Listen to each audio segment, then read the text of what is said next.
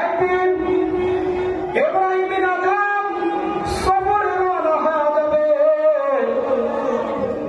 দাসদেরকে বলে আমি সফরে রওনা হয়ে যাই, তোমরা আমার সব কিছু গুছাইয়া রাখবা। সফর দেশে রওনা হয়ে গেল ইব্রাহিমের আদম।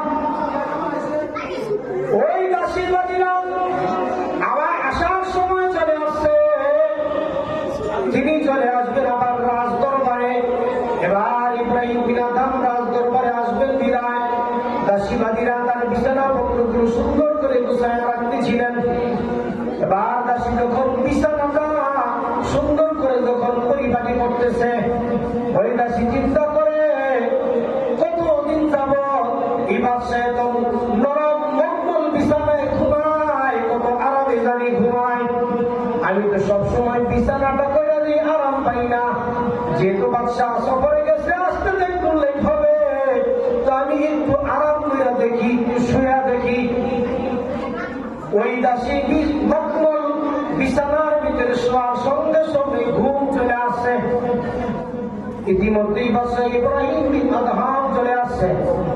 বাদশাহ ইব্রাহিম বিন আদহাম চলে আসার পরে আয়েশা দেখতে যাচ্ছে ঘটনা, বাদী আমার বিছানায় শুয়ে আছে। অপরাধ কি অপরাধ না? জোরে বলেন অপরাধ কি অপরাধ না? দেখা চমকে গেছে, ব্যাপার কি? হঠাৎ করে দাসীকে চাপ দিছে। দাসীটা দেখে ইব্রাহিম বিন আদম হাজির। দাসী চমকে গেছে। আর ইব্রাহিম বিন জল্লাদকে ডাক দিয়েছে, জল্লাদ আসো আসো, তাকে পেটের ডোরা মারো। সে কত বড় অপরাধ করলো, আমি বাদশার বিছানায় ঘুমাইছে, তাকে সাথ দেওয়া যাবে না, মাফ করা যাবে না। এবার বাদী বলে, বাদশাহ যাবো না, আমি ভুল করে শুয়ে গেছিলাম, মাফ করে দেন। বলে না, এই ক্ষমা নাই, এই অপরাধের কোন ক্ষমা নাই। বাদশাহ জল্লাদ যখন ওই দাসীকে চাবুক মারতেছে, একটা দুইটা যখন মারতেছে, তখন সে হাসতেছে। এবার 3 নম্বর বাড়ি যখন দাসীর গায়ে দিছে, হঠাৎ করে দাসী হাসা শুরু করছে। এবার ইব্রাহিম বিন আদম তাকে বললেন, ব্যাপার কি? 2টা বাড়ি দিল কান্না, 3য় বাড়ির সময় হাসতেছ খরখরায়া, কারণ কি? বলে, বাদশাহ জাহাপনা, আমি এই জন্য কাঁদি, আমি যে আপনার বিছানায় শুয়ে অপরাধ করছি, আপনি আমাকে শাস্তি দিচ্ছেন, আমার শাস্তি হয়ে গেছে, আল্লাহর জগৎ থেকে আমি মাফ পাইয়া যাব।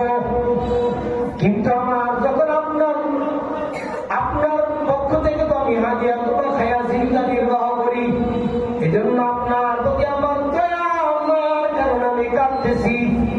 আপনার এই আরামের বিছানায় অল্প সময় শোয়ার কারণে যদি আমার এতটুকু শাস্তি হইতে পারে, আর সে আজিমের মালিক আল্লাহ আপনাকে গোলাম বানিয়ে দুনিয়াতে পাঠাইছে, আপনি আরামের বিছানায় শুয়া না জানি কত অপরাধ করতেছেন। কারণ আরামের বিছানায় শুয়া তো আমার আল্লাহকে পাওয়া যায় না। কথা বলেন ঠিক কিনা?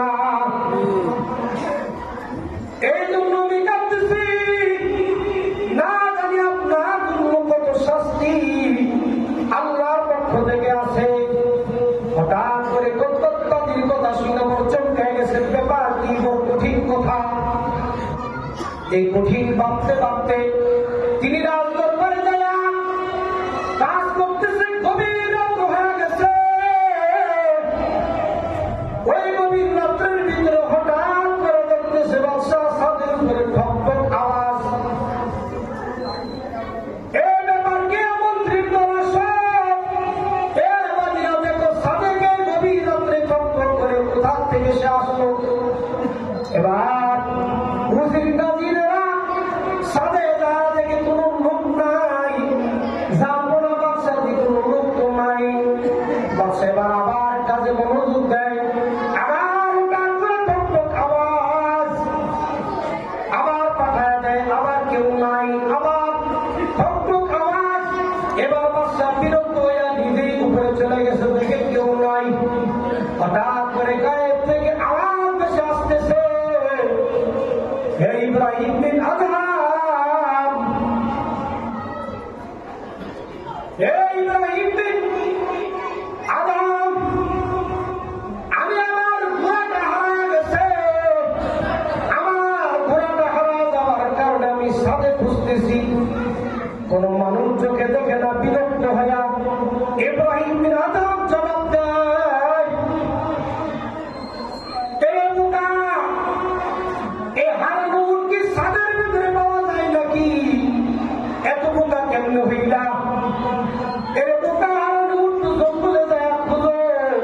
বিভিন্ন মাঠে ময়দানে যারা খোঁজো, সেখানে না তুমি হারার উট পাইবা। বিল্ডিং এর সাথে তো উঠতে পারে না, বিল্ডিং এর সাথে তো উট পাওয়া যায় না। আমার ভাইয়েরা খেয়াল করে শুনেন, গায়ের থেকে আওয়াজ বাইসা আসতেছে রে, এ বেখবর নাদান ইব্রাহিম,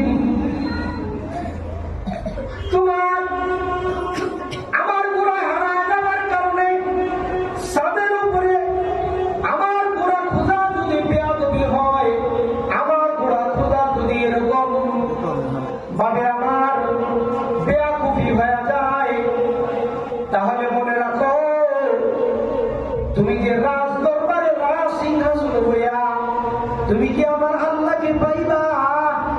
রাজ সিংহাসন হইয়া মকমল বিছানায় ঘুমাইয়া কিন্তু আল্লাহরে পাওয়া যায় না। কারণ আগের দিনের বাদশাহীর অবর জ্ঞানী ছিল, হঠাৎ করে খবর পায়া চমকে গেছে, ব্যাপার কি? ঠিকই তো, আরামের বিছানায় ঘুমাইয়া তো মালিককে পাওয়া যায় না। আরামের বিছানায় ঘুমাইয়া তো মালিককে পাওয়া যায় না। যেমনি ভাবে হারানো মুর সাথে পাওয়া যায় না, তেমনি ভাবে রাজ দরবারে সিংহাসনে আল্লাহকে পাওয়া যায় না। আল্লাহকে পাইতে হলে আল্লাহকে ভিতরে জায়গা দিতে হয়, কথা বলেন ঠিক কিনা? এবার ইব্রাহিম বিন আদহাম পরপর দুইটা ঘটনার কারণে বড় চমকে গেছে। এবার নাজিরদেরকে ডাক দিয়া বলতেছে, কারণ আমার আল্লাহ তার হেদায়েতের দরজা ইব্রাহিম বিন আদহামের জন্য খুলে দিয়েছে। জোরে বল আল্লাহু আকবার। ইন্নাকা লা তাহদি মান আহবাবতা ওয়ালাকিন্নাল্লাহা ইয়াহদি মান ইয়াশা। আমার আল্লাহ ইব্রাহিম বিন আদহামকে হেদায়েত দিবে। এবার ইব্রাহিম বিন আদহাম মন্ত্রী পরিষদ সকলকে ডাইকা বলে, আমার রাজদরবার তোমাদের কাছে দিয়ে গেলাম, আমি আমার মালিকের খুঁজে বের হয়ে গেলাম। এই তো ইব্রাহিম বিন আদহাম হেদায়েতের রাস্তায় হাঁটা শুরু হয়ে গেছে। আলা ইন্না আউলিয়া আল্লাহি লা খাউফুন আলাইহিম ওয়া লা হুম ইয়াহজানুন। ইব্রাহিম বিন আদহাম হেদায়েতের রাস্তায় পাড়ি দেওয়া শুরু করছে।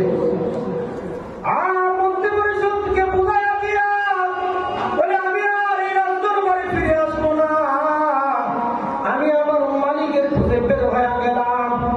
এরে বাবা,